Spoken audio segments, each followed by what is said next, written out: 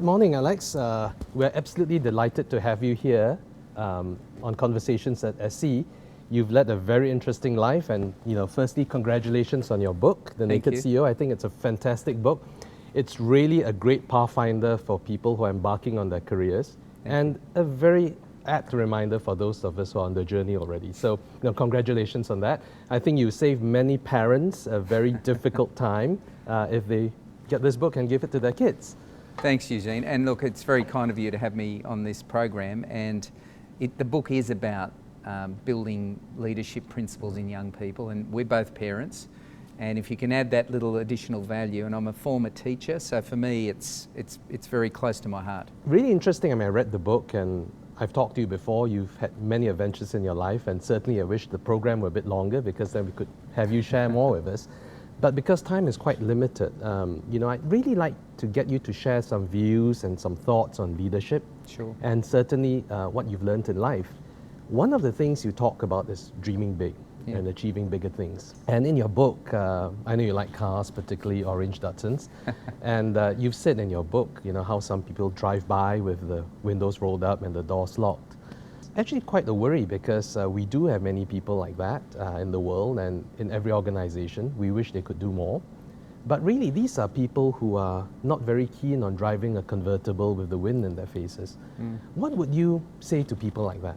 Yeah, and look, I made that comment because I taught for many years. I taught probably 30,000 young people at universities. And what you see in youth is an unawareness of their own potential. And I don't think that changes throughout people's lives. And they reach a comfort point, and sometimes they just stop, and they just get used to that comfort point, and they build a life around it. So I'm very keen on being, if you like, philosophically that person who prods you and says, you've got more than that. And I think it's really important as a parent, as a leader, to encourage people to think about more that they can achieve. And I think if you build a culture around that, you can convince people to stretch themselves and take a chance. What if people aren't interested? I mean, the other thing you talked about in your book is the myth of the work-life balance. Yeah. And it's interesting, because central banks today target inflation rates, and some people do target a work-life balance ratio. And it's something that's quite ingrained in them. They believe it's something numerical. Qualitative aspects don't come into play. Do you think that targeting a work-life balance ratio doesn't work, and why doesn't it? Look, I think the symmetry that seems to suggest, that somehow 50% of your life's this and 50% of your life's that, doesn't make sense to me. And I think your journey of life is around trying to find your passion, whatever that is. And generally, if you find your passion, you will never have balance in a symmetrical sense. So I'm very keen, and in spite of the fact that some people are more hard to convince than others, I'm very keen amongst my family, amongst my work colleagues, to always say, tell me that you're here because you've made a choice. Tell me you're here because you're passionate about what you're doing. Because if you're not, I'm going to keep asking you what that is, and I'm going to help you get there. It's a really important thing for me, because I was lucky enough to find it. And when you find it, I think it does give you superhuman energy. And when you see people much smarter than you, and in my case that's very often, I'm amazed at how little they've achieved with the skills they've got. And I just keep feeling that it's part of my journey to help others find it. So we are talking about zombie co-workers here, and perhaps you can share with us a particular experience you had in saving one of these zombies. Yeah, look, I think at the end of the day, it's about engaging people.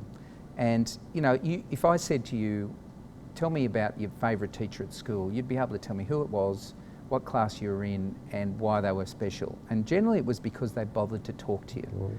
So if I find someone who's particularly talented and particularly lazy or not engaged, I just can't help myself. And I'll call them in, and I'll start to build a relationship. I'll start to talk to them and show an interest. And I think if you show an interest in people, particularly those that are not engaged, generally it works. Generally it makes them think about things, and they know someone cares about their future. Trouble is, today we've got such large organisations, such a mass population in the world, it's so much harder to be personal. But I think if you personalise, if you give them a moment, if you let them talk to you, if you show an interest, it's stunning what that can do for people. So you don't win all the time, Eugene, on anything, but I think if people genuinely know you're keen to help them, they tend to rise to that occasion and want to work with you. And that's the start of, I think, what's great for them and great for you. Maybe come back a bit to what you said about you don't win all the time. I think no one wins all the time, but we learn from occasions where we've lost. Would you share with us an occasion where you've not won? I wouldn't say you've lost, but you've not won. And how would you have played it differently now with hindsight? Yeah, look, I look back and I think most of the time that was when I was a lot younger and much less aware than I am now. Right.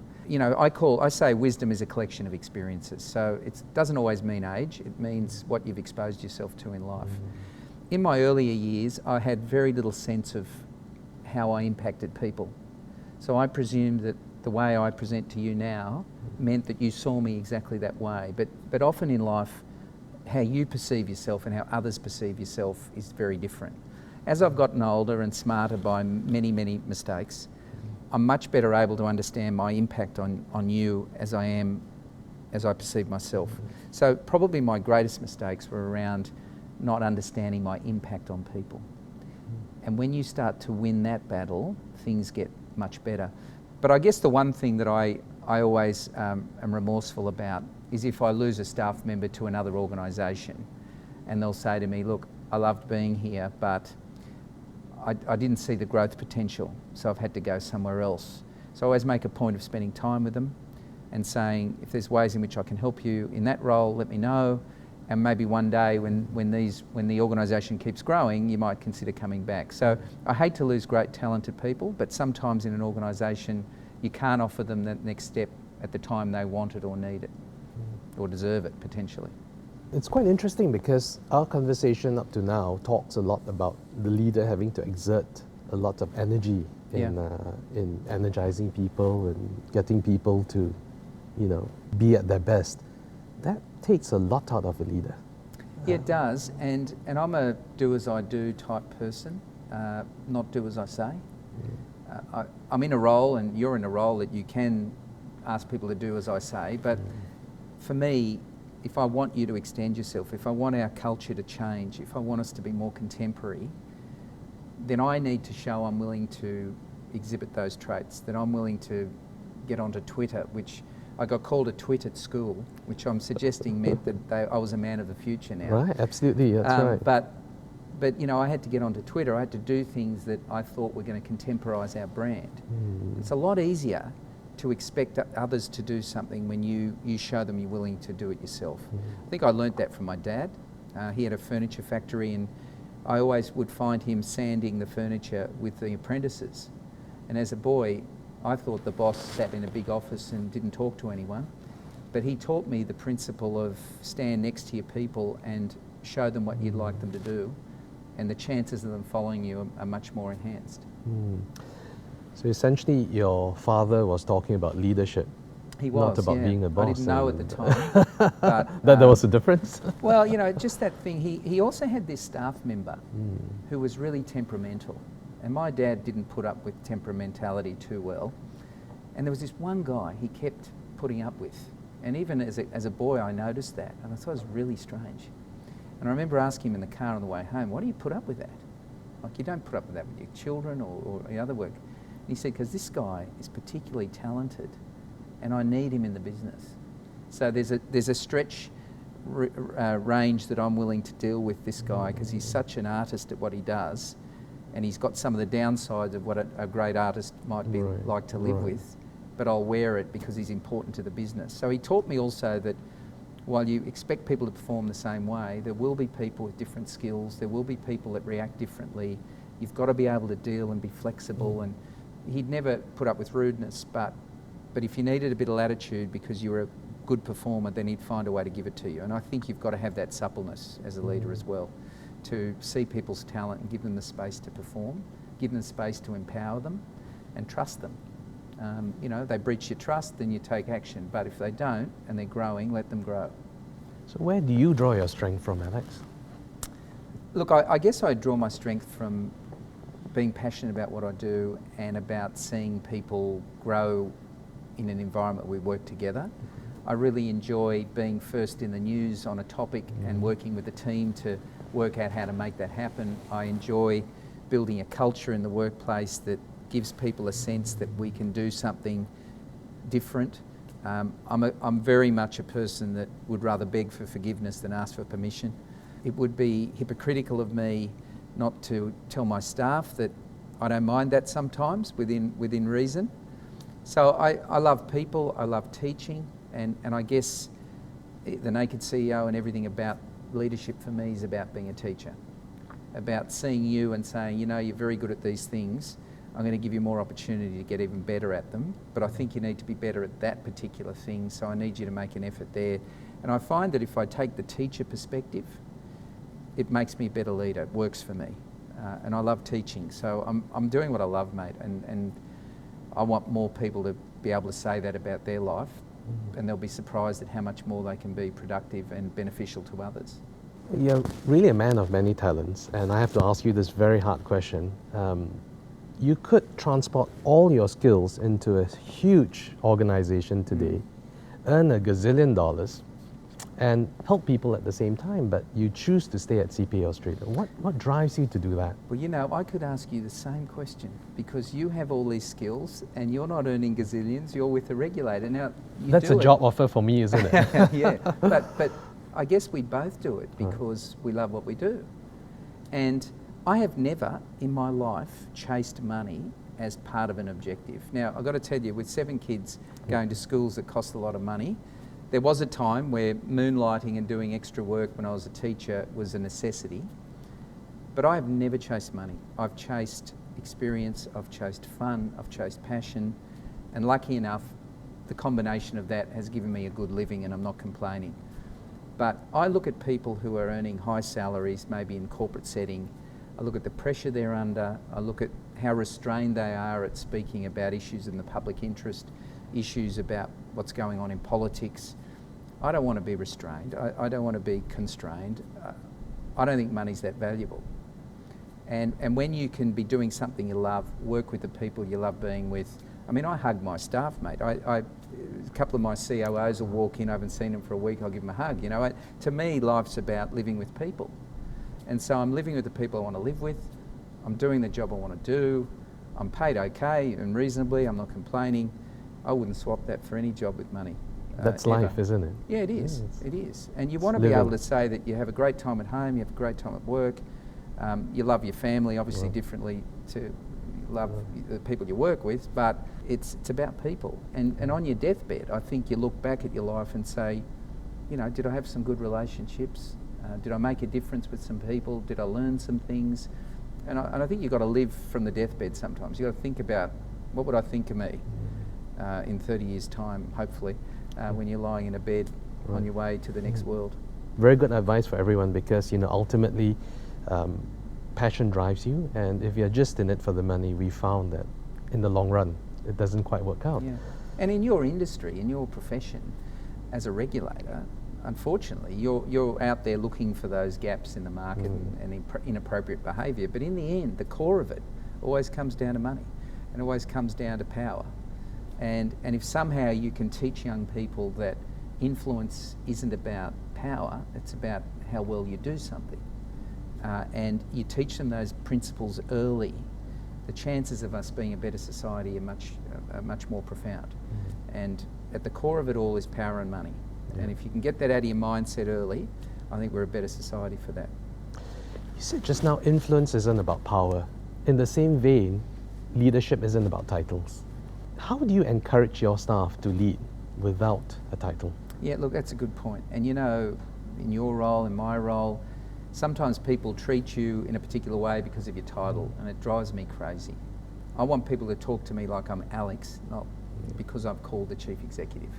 So I've learnt this technique. When people talk to me, I listen to what's coming out of their mouth, but I also listen and look at their eyes. And if their eyes are inconsistent with their mouth, I believe their eyes. And that's something I've learnt to do in a leadership capacity. But look, I say to young people all the time, leadership's about every day of your life you can exhibit something. For example, you see someone who's suffering, you see someone who's in a bit of pain, being empathetic and asking someone on the street that you see, are you okay? is a leadership behaviour. Calling out behaviour that's wrong is a leadership behaviour. Expressing a message to someone in a clear way is a leadership behaviour. We've all got those traits, but we need to reshape them, and we need people like us who might be in roles we've been fortunate enough to be able to secure, to teach people the simplicities of leadership and authenticity. But if you're authentic, as a leader, it's nice to be popular, but not that important. It's nice to be respected, but not always does that happen. The one thing you want as a leader is to be believed. So you encourage in everyone, as I do, be yourself, be authentic. Tell people what you think. Tell the CEO in a polite way what you think. Now, you might get belted around the ears a couple of times, but you'll be respected because you're authentic. People believe you. And that's the core of a good life, I think. Let's talk a bit about you personally. Do you recall a scene from a movie where that really influenced you, changed the way you looked at things or conducted yourself? And how do you use that? I don't know if it's because I'm 55 and my memory's hopeless, but I'll watch movies and feel moved for a moment and then forget them. But I can remember the original Rocky movie.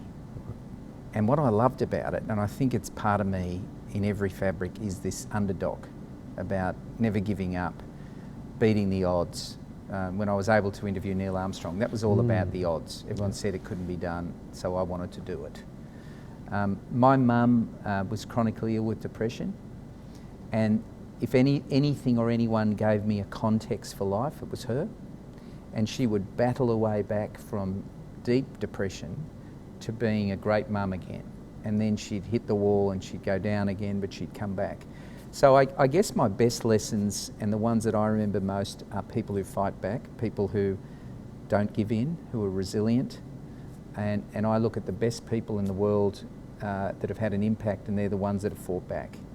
Because you learn something about yourself, Eugene, when you fight back. Because most people don't think they've got it in them, but they face a trauma and they get through it, and they're stronger for the experience. They might be a bit tougher, but they're stronger for the experience. And I don't wish people a trauma. I don't get up in the morning and say, well, I hope you have a trauma. But I know that if they do, and they work through that trauma, they'll be better shaped for life and better shaped to help someone else who will face a trauma. So fight backs, traumas, anything that's got a bit of depth to it, I'm normally the one who's crying in a movie. I cry in movies all the time, and it's very embarrassing on aeroplanes. Because every time I'm crying, they come up and ask me if I want a second course or I want something. Was the food bad? I know, and they think the food's bad because I'm crying. Very good. I always think of life as a continuous journey. We learn from everyone we come into contact with.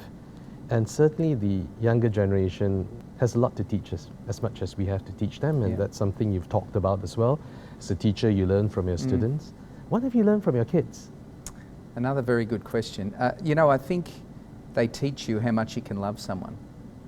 And you think philosophically you know how to love someone. You think you know how to lead, but you never know until you're in a situation. So you look at your children, you have your first child, and you look at this baby and you think, my God, I don't think I could love anything any more than that. And then a second child comes, and somehow there's space for the next one. So they teach you how to love, they teach you frustration when they get things wrong. They teach you how life's a cycle. So I'll see my kids make the very same mistakes I made, and part of the reason I wrote the book was to hope that some young kids might learn from my early mistakes. So it teaches you that you have stages in your life, and as your kids get older, you realise you're on a conveyor belt and you've got a different role in society to what you had when you were younger. So I'm very big on saying sometimes when you're young, it's normal to be a bit selfish. You're chasing your goals. I can't ask you not to do that, I understand. So you're going to be a bit selfish. But if you achieve some of those goals a little later on, I want you to be generous with the outcomes. I want you to let some other people in. And because more probably of my behaviour as a young person, I didn't get let into leadership situations very often. And I reflect on that and think it was mostly me, I guess. But now that I'm in a leadership role, as a parent and as a CEO, I'm very big on sharing my experiences, particularly my mistakes, because I look back at them and they're funny now, They were horrendous at the time. They were huge, but you know, mistakes make you stronger. And so you watch your kids go through the same cycle and you think, this is just life repeating itself. They even look like you and they're doing the same thing. So yeah, they're a wonderful reflection on what life's about. So what doesn't kill you makes you stronger. Exactly, Right. exactly. Coming back to leadership again, I'm just quite curious about, drawing strength to bring a team together and how you've done it. You know, we often come into situations where we have fairly dysfunctional teams, people who've just given up. Yes. And a lot of conflicts within the team. You have a team that's stuck. You've definitely come across situations like that. What would your advice be for any leader who's going into a new role? I think it's really important to get as many diverse experiences as you can before you get that ultimate role that puts you in the top spot. And that's all about exposing yourself to a whole range of experiences. So find as many opportunities as you can to be in conflict situations. Don't create them, but if there's an issue going on in your workplace and your boss needs some support in a conflict situation, offer your help. Because I think it is, like everything in life, experience. The other thing that people respect from a leader is when they're comfortable in their own skin. I actually can't measure that as a formula, but whenever I'm with a person who's comfortable in themselves, they relax me. And so I think it's really important if you go into a leadership role to be relaxed, to be yourself, and to call out these behaviours in an open, human way. And I find humour is very helpful too. So if you see a situation and it's so tense, then sometimes a bit of humour can just break the ice. But you've got to be decisive. And if you've tried very hard to resolve the team's problem, but there's perhaps one person that's really at the core of it, then you've got to make a call on that person potentially, and you've got to make that decision perhaps to empower them to go somewhere else. But generally, if they believe you, if you're comfortable in your own skin, if you speak human rather than in language that no one understands, you can resolve those problems. But you've got to be persistent, you've got to expect this to take time, but if you can build a culture that's consistent and positive, it protects itself. Our organisation now has this culture that protects itself. If someone's errant in their behaviours in that department, the culture in that department will circle them and call that out. That's when you know you're at least got the momentum to go forward as a business. Einstein once said that imagination is more important than knowledge. And if I circle back early on, you said that you're a person who'd rather ask for forgiveness than to ask for beg for forgiveness than to ask for permission. How would you advise people who have lots of imagination but may not have the right level of knowledge?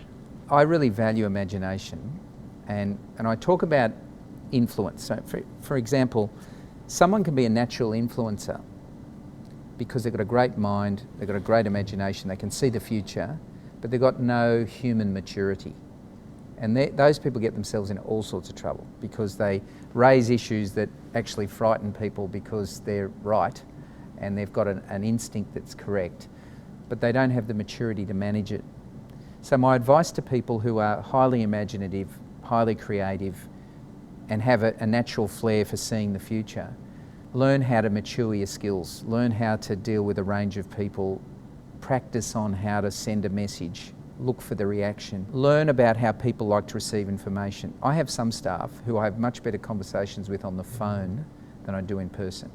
I have other staff who I have much better conversations in person than I do by phone. I try and remember how best to communicate with each person. And some on email, I gather. Some on email. That's right. Some by text.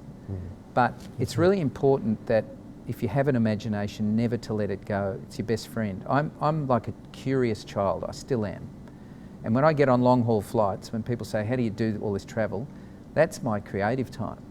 That's when I sit there and dream about and imagine what we could do as a business or what we could do in a particular direction. And I don't claim to have a lot of knowledge, but I'm not bad at picking people that are smarter than me and have broader skills than me and bringing them together as a team. It's very important to hire people smarter than you, because if you're the one leading from the front all the time and no one else is confident enough to deal with you, you can get into the wrong direction. So you've got to have people that are smarter than you, that are testing you and challenging you, and you in your own way challenging them.